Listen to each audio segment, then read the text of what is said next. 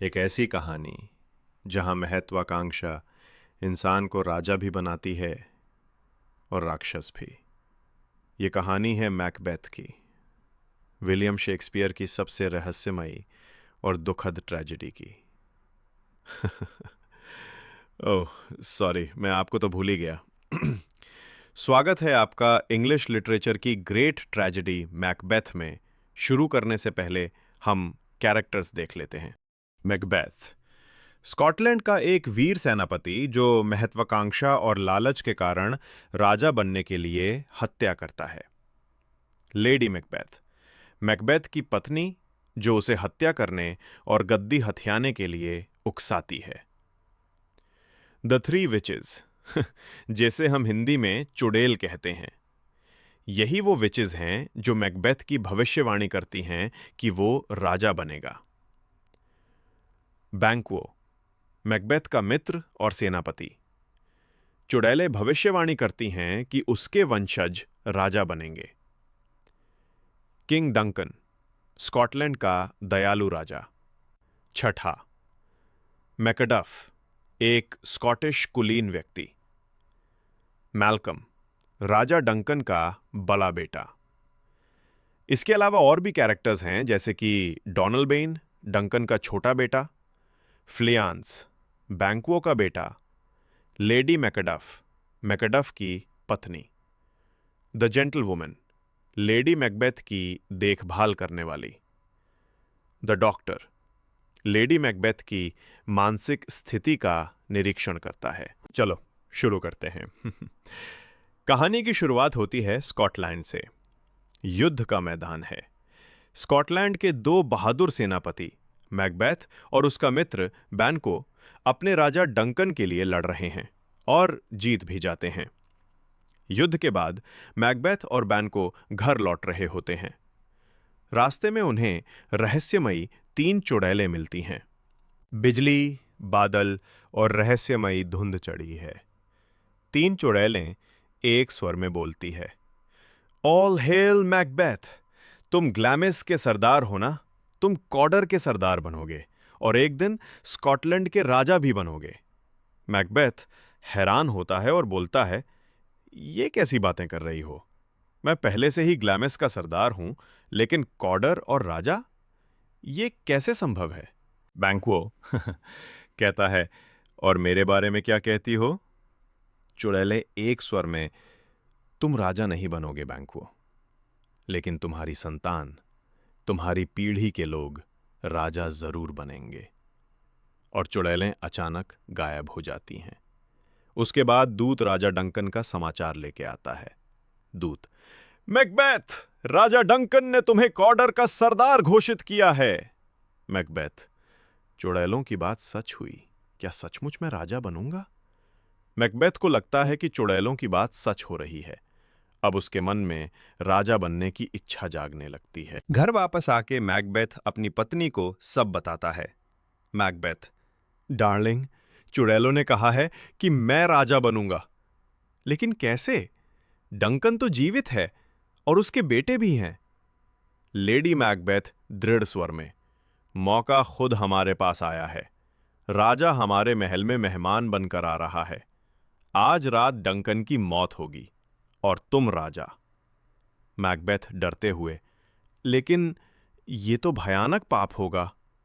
Lady Macbeth सख्त होकर, डरपोक मत बनो मैकबेथ, अगर तुम सचमुच राजा बनना चाहते हो तो यही सही वक्त है। उसी रात राजा डंकन उनके महल में मेहमान बनकर रुकता है। लेडी मैकबेथ उसे मौका बताकर अपने पति को डंकन की हत्या के लिए उकसाती है। मैकबेथ राजा डंकन की हत्या करने निकल पड़ता है। रात हो चुकी थी। मैकबेथ डरे हुए हाथों से खंजर लेकर, हे भगवान, क्या मैं सचमुच अपने राजा का खून बहाऊंगा? ओह, ये खंजर, लगता है हवा में खून टपक रहा है। और वो डंकन को सोते समय मार देता है और लेडी मैकबेथ के पास घर आ जाता है। मैकबेथ कांपते हुए, मैंने कर डाला, मैं राजा बन गया, पर ये हाथ खून से सने हैं। लेडी मैकबेथ, चुप रहो, पानी से हाथ धो लो, थोड़ा पानी सब गुनाह धो देगा। मैकबेथ राजा बनता है। सुबह हत्या का पता चलता है।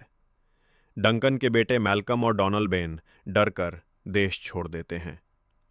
लोगों को शक होता है, पर मैकबेथ राजा बन जाता है।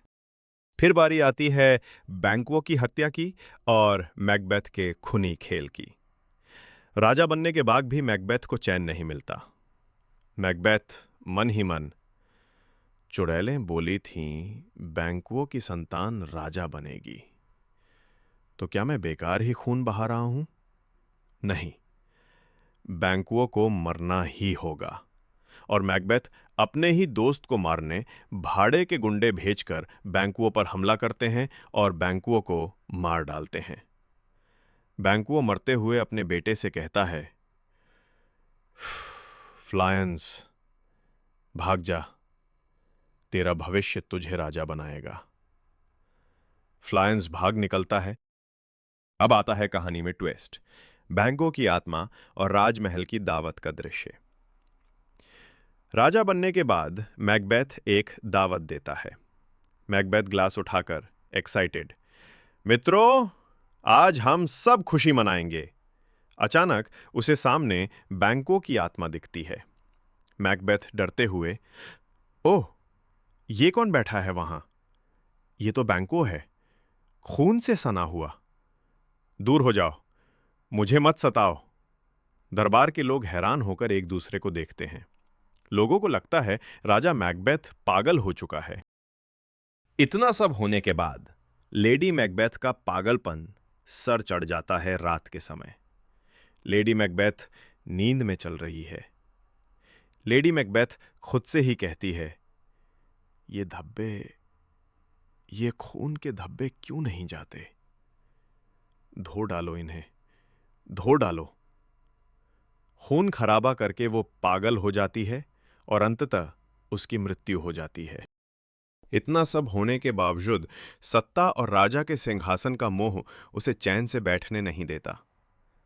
मैकबेथ, याद रखो, कोई भी औरत से जन्मा आदमी तुम्हें नहीं मार सकता, और जब तक बर्नम का जंगल डनसिनेन की ओर नहीं बढ़ता तब तक तुम अजेय हो। मैकबेथ, तो फिर मुझे कोई नहीं हरा सकता। इधर राजा डंकन का बेटा मैल्कम इंग्लैंड की सेना के साथ लौटता है। उसके साथ होता है बहादुर सेनापति मैगॉफ, जो अपने परिवार की मौत का बदला लेना चाहता है, क्योंकि मैकबेथ ने उसके परिवार की भी हत्या करवा दी थी। लेकिन मैकबेथ के सैनिक बर्नम जंगल की डालियां काटकर अपने चेहरे छिपा लेते हैं, जिससे लगता है कि जंगल आगे बढ़ रहा है। अब मैकबेथ समझ जाता है कि भविष्यवाणी सच हो रही है। आखिरकार मैगॉफ और मैकबेथ का सामना आमना सामना होता है। मैकबेथ, तुम मुझे नहीं मार सकते, क्योंकि मैं चुड़ैलों की भविष्यवाणी से अजेय हूं। मैकडफ, मैकबेथ, मैं सामान्य तरीके से पैदा नहीं हुआ। मेरा जन्म मां के गर्भ से नहीं, बल्कि असमय शल्य कर्म से हुआ है। मैकबेथ चौंक कर, ओह, तो भविष्यवाणी का यही मतलब था। मैकडफ उसे युद्ध में मार देता है। अंत में मैल्कम राजा बनता है। मैकबेथ और लेडी मैकबेथ की महत्वाकांक्षा, उनका लालच और अपराध बोध, सबने मिलकर उन्हें विनाश के रास्ते पर पहुंचा दिया। दोस्तों, यही थी शेक्सपियर के महान नाटक मैकबेथ की कहानी। यह हमें सिखाती है कि सत्ता और लालच का अंत हमेशा विनाश ही होता है। अगर आपको ये कहानी पसंद आई हो तो मैडनेस फॉर लिटरारिया चैनल को लाइक और सब्सक्राइब करना ना भूलें। और हाँ, मैं दिल से धन्यवाद देना चाहता हूं हमारी व्यूअर का, जिन्होंने हमें इस ट्रेजेडी पर वीडियो बनाने को प्रेरित किया। धन्यवाद।